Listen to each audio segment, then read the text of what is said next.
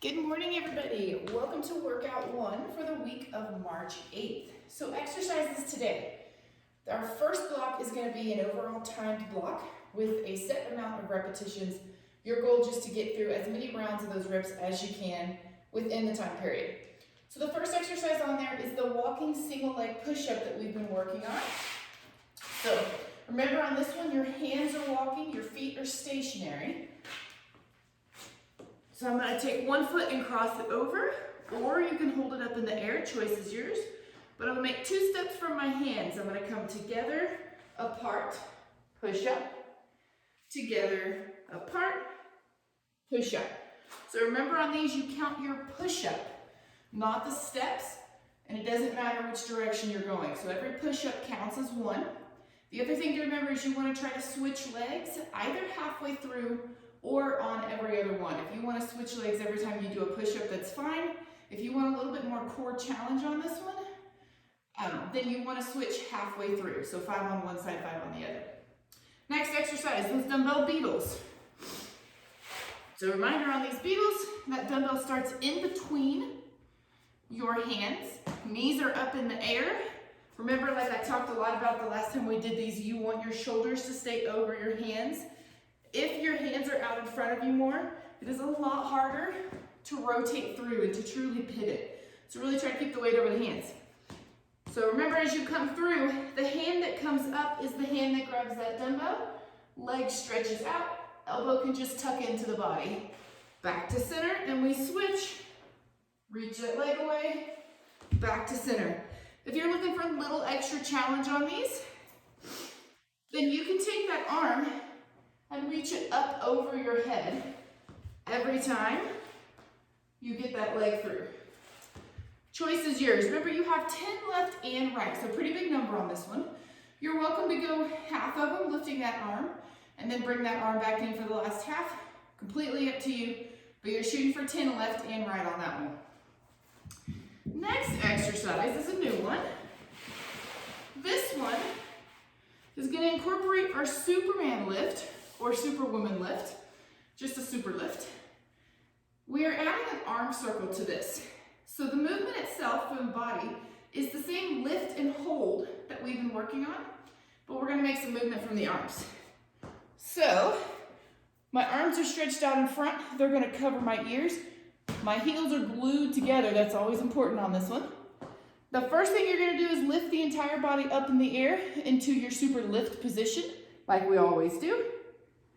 From this position, you're going to take the arms and do one big circle one direction, and then go back the other direction, then lower back to the ground. Does not matter which direction your circle goes first. You want to focus on making sure that your circle comes from your shoulder and not from your elbow. Those of us who are not super flexible in the shoulders may have a tendency to do this. The wrist and the elbows are circling, but the shoulders aren't moving. So really do your best. Lift, circle at the shoulder,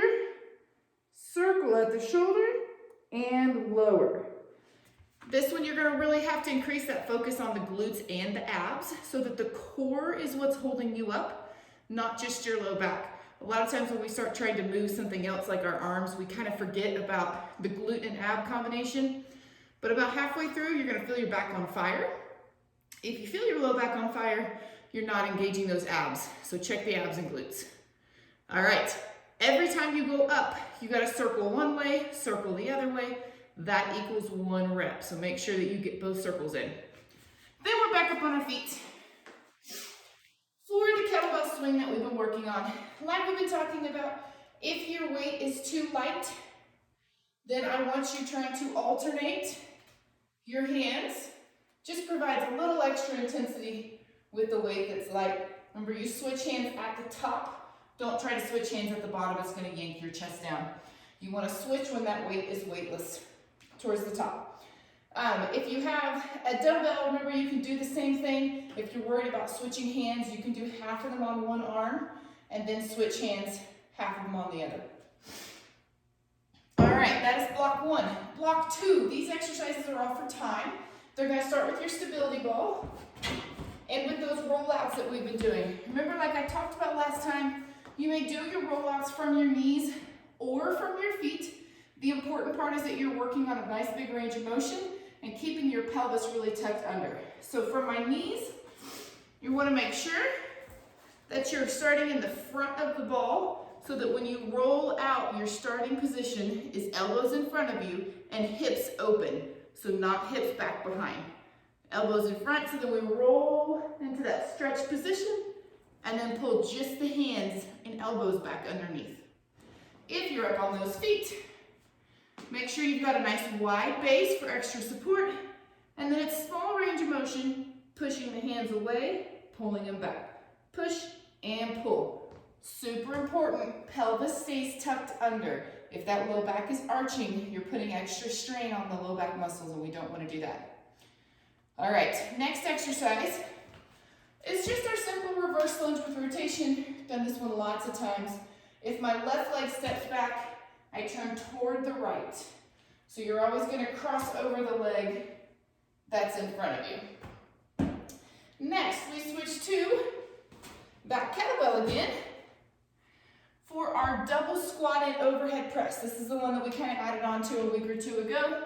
So remember, that kettlebell or dumbbell, if that's what you're using, starts between those heels. Quick stand, driving the elbows up. Catch it in the second squat. Stand and press overhead. And last but not least on this block are speed skaters. So this one you'll notice I put modify your intensity. So these 4 exercises in a row are all 45 seconds, and I want you completely connected on your time. So by this point, especially after the squat and press, you're going to be out of breath. But I don't want you taking a break before you start the next round. So your goal is to modify these speed skaters as much as you need to, so that when you're at the 45-second mark, you can grab your stability ball and go right into those rollouts.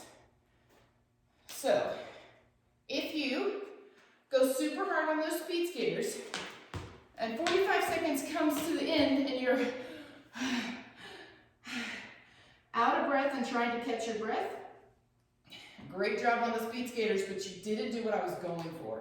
I want you to recover during the speed skaters. So it's a way of, it's called active recovery. We're forcing our body to catch our breath while we're still moving so that we don't have to get into that bent over, huffing and puffing position. So that's why I said modify intensity. You do whatever you need to do as long as you are still moving to be ready for exercise number 1 on the next round. Now when you get to the last round on these, bust it hard. Do those speed skaters as hard as you can because you know you're going to have a break before the next block starts. Let me know if that didn't make sense. Okay, our final block is a nice and easy 15-5. Remember the 15-5 means you have 15 seconds to work really hard, you have 5 seconds to recover, and transition to the next exercise. So that way you can start your clock and keep your clock running knowing that you're starting a new exercise every 20 seconds. 15 work plus the 5 transition. So we only have 3 exercises. We have our tees and our wood chops. So on those tees, it's just the nice big open tees. You have 15 seconds to wear out the back of those shoulders. Then you're going to turn it, face it forward, and then to the side, just the shoulders. Abs in super tight. Make sure you're breathing on those and not holding your breath while you're trying to hold your abdominals.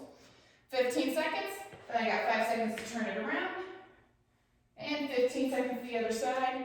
Right back into those tees, so no stop on those 3 rounds.